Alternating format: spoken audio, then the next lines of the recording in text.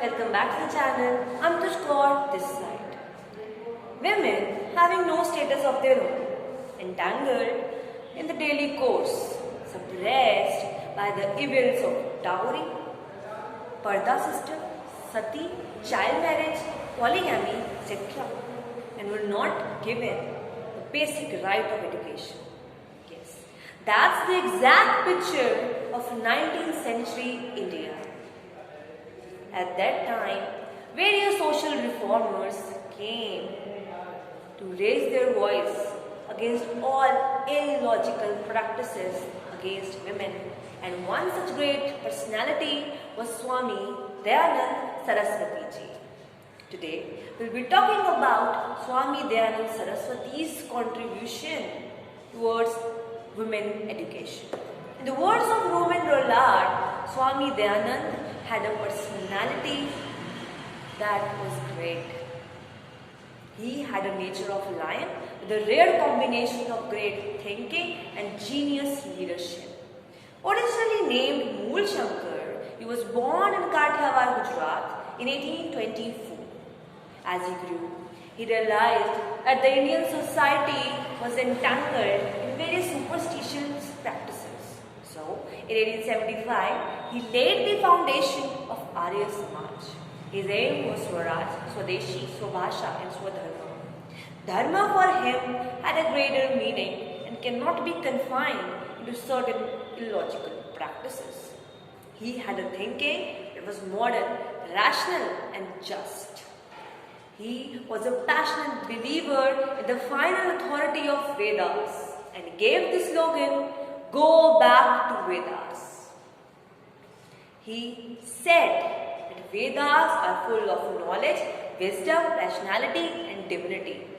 Without having a firm belief in the ancient roots of our Indian culture, we cannot become progress and developed. He said the social weaknesses that we have are the major obstacles in our progress. He considered caste system and untouchability as the major obstacles for our nation's progress. He talked about compulsory education of all. He said politics and morality should never be separated. As said by our own Honorable Prime Minister on the 200th anniversary of Swamiji, at around 150 to 200 years back, when in the West, when there was even no concept of women's rights, Swamiji stood up for the cause of women education. Swamiji said that child marriage and widowhood had no place in Vedas. Women education is the major right that each and every girl should have. He said that the lack of education is the root cause of all evils in our society. Women are not able to do their self-development because they have been deprived of the basic right of education. And when half section of our society is not given its rights, no society can function properly. He even condemned the sati pratha, parda system, and lot of evils. He supported widow remarriage. In the eyes of Swami Dayanand Saraswati ji, education should be based on morality and religious foundations. It should be given to all the castes of men and women equally. He started various Vedic schools where men and women were taught equally and were given education of Vedas and ancient scripture, providing them with free food, clothing and books. The Arya Samaj movement at the time, when there were superstitious beliefs regarding women education, stood up for the cause of women welfare. They started various institutions all over the country. The Arya Samajis in 1880s led the foundation of its first school in parts of Punjab. And by 1947, they had several institutions all over the country that included colleges, gurukuls, mahila gurukuls and DAV schools.